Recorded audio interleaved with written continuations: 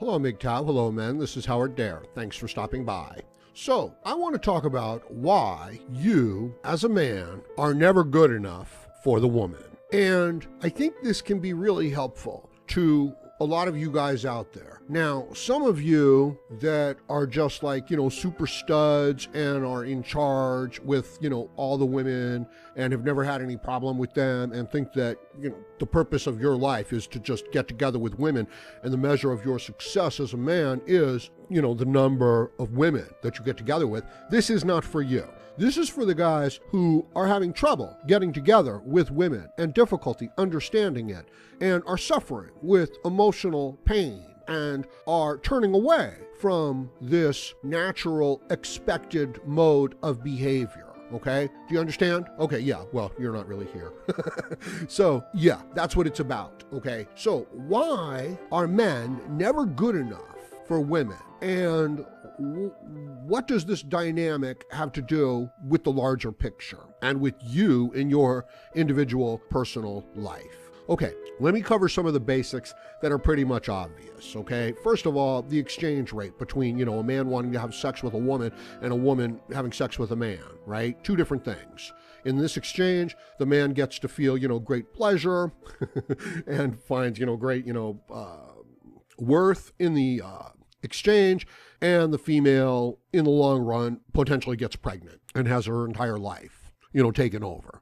So it's, this moment of great pleasure for the man versus this life-changing, possibly life-threatening event in the woman's life, assuming that she can get pregnant. You know what I mean? And that's the biological basis for this interaction. So forget about things like birth control and, modern contraception and things like that. This is the biological, function that's going on here, right? So your sperm, it's worth a penny. Her egg, it's worth $1 million, biologically speaking. Okay, so there's the one dynamic. Now, if you were a father and you had, a daughter and she was getting together with young men, the last thing that you would want to have happen would be for her to have sex and then for her to get pregnant, right? You want to have her pick out a particular man, make sure, he's a good man and get married and, build a future and a family together. You want to have her do that. You want to teach her to do that.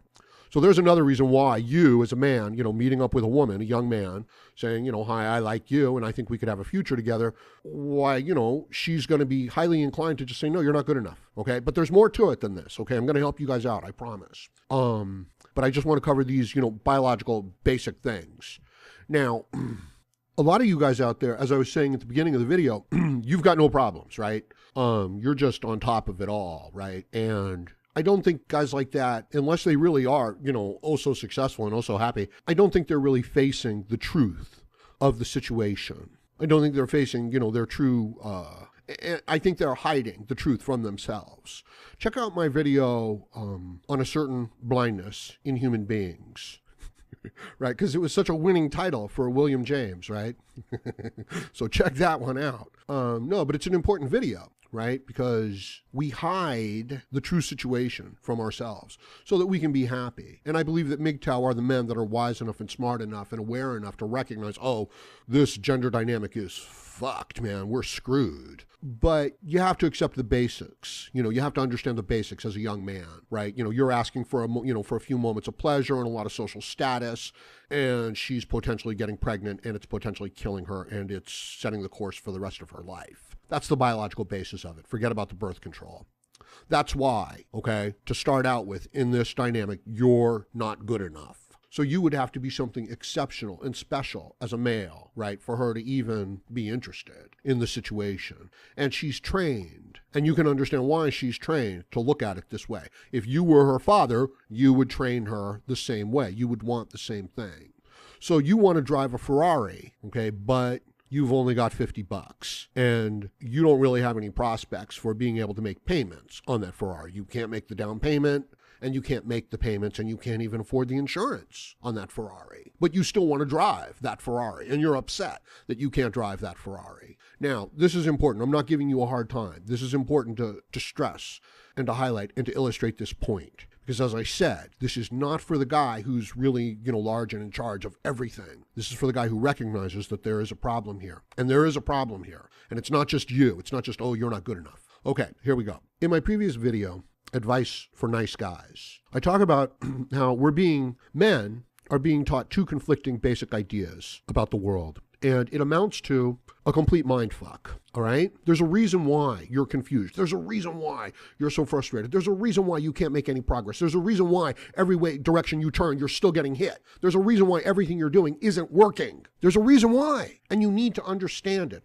And I'm hoping that the sooner you can understand it, the better you can extract yourself out of the situation. But it won't be easy. Oh, it's a hell of a process, right? So as I said, this is not for the guy who's the super stud who's just satisfying all of his desires, right? Because he's large and he's in charge. But this is part of the problem. See, because you want to be that guy. You've been taught to become that guy. Many men want to be that guy so badly that they look at this situation and they say, yeah, man, it's totally cool, man. I'm a stud. Yeah, I get together with women. I knock women. Pump and dump, baby. Okay? Are you insane? Are you insane? And the answer is absolutely. And you just don't know it. A certain blindness in human beings. We can't face certain truths, certain difficult, painful truths of a situation. It's even to our advantage in many instances to not face it, to just go on and make the best of it. Okay? So you're not good enough. And you understand, initially, you want to ride in the Ferrari. You've only got $50, but it's more than that. You're not good enough. And you want to be good enough. And what you think of as good enough has got nothing to do with being good enough, all right? If you achieve what you think you need to be in order to be good enough, to be the stud that thinks everything is okay here, if you achieve that, you're still not good. You're fucked. You're screwed. These are the conflicting ideas that we're being taught. At some point, there's an interesting phenomenon that takes place, and it is that we're not aware of the things that are going on in the world before we come into the world.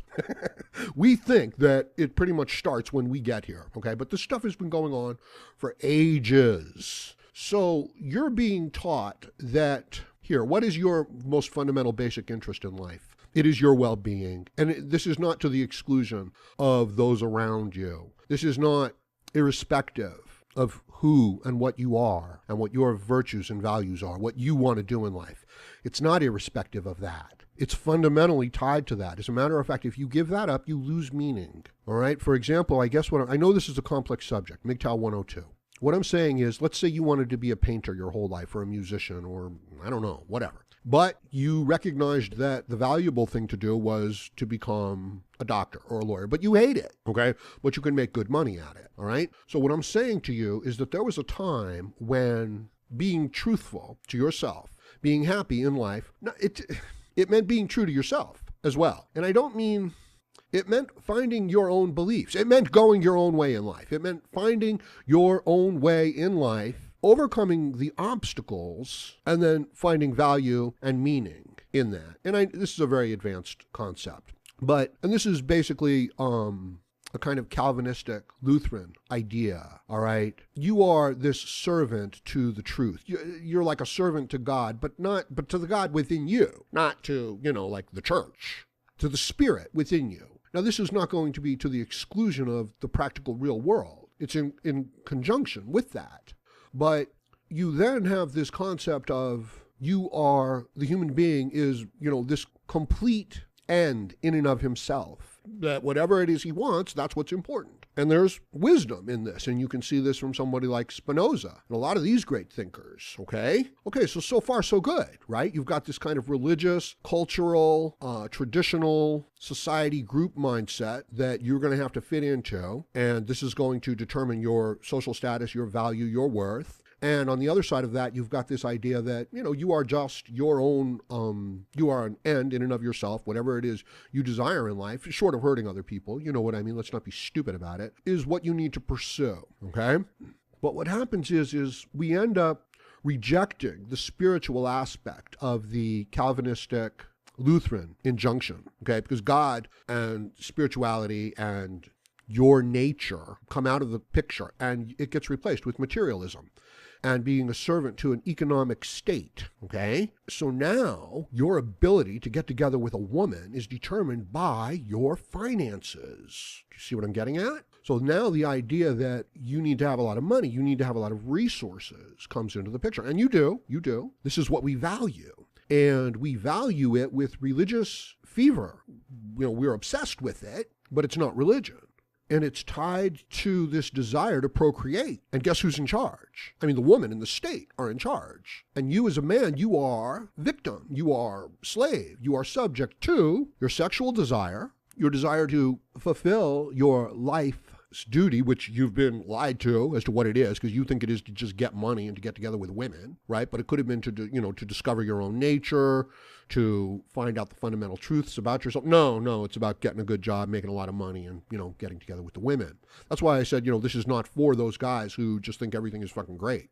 So the reason why you can't ever be good enough is because it doesn't matter how much money you get. Once you have enough, you have enough. Now it becomes a question of your character. Do you see what I'm saying? So this modern man who has gone the way of the state has not even bothered to find his own way. And this is fine starting out. I mean, check out, Dark Side of Female Sexuality. Check out a lot of my videos. All right, we're growing up in a system. We're dependent on that system. We need to please the people around us. Okay, fine. So we go along with whatever the cultural values are that are around us, which are essentially, gynocentric and pleasing women and materialistic. But if that's it, you're not good enough. That's not enough. Even if you were to become very successful at this aspect of it. And this is potentially a curse, right? Because you won't find out the truth. You won't go your own way if you're too successful in this pursuit, which makes men a slave to women, to biology, and to the economic interests of the state, to the political interests of the state. So if you're going down that road, you will never be good enough. You will never be true to yourself. You will never find yourself. You will never know yourself. You will never find your own way. You will never go your own way. And your life will be frustrating in this pursuit. And you will be thwarted at every turn. And you might actually even be better off failing at it, because then you will search for meaning and validation from within. Then you will be forced to go your own way. And that's a lot of what this radical feminism and this pathological altruism of the left is creating. It is creating this situation. Now, I have another quick point to make. Oh, yeah. So the point is this, is that within this dynamic, okay, there is no limit to how far the man will go in order to please the woman materially, to capitulate to her wants, to her needs, and it will destroy civilization. So not only will he enslave himself to the economic interests of the woman and to the state, not only will he turn his back on his own nature, not only will it not work, but by doing this, you will enable a female concern which is way too interested in her own material resources and her own security to the exclusion of pretty much everything else, and it's an emotional reaction to these things, that it will destroy Western civilization, okay? So that's why I say, this video is for certain groups of men. All right. So I know it's a complex subject, and I know I haven't covered it well enough, but I'm going to leave it at that for now. Let me know what you think about this in the comments section below. Please like, share, comment, subscribe, donate, and join me again, Howard Dare, as I plan to have more content for you. Thank you, Mgtow.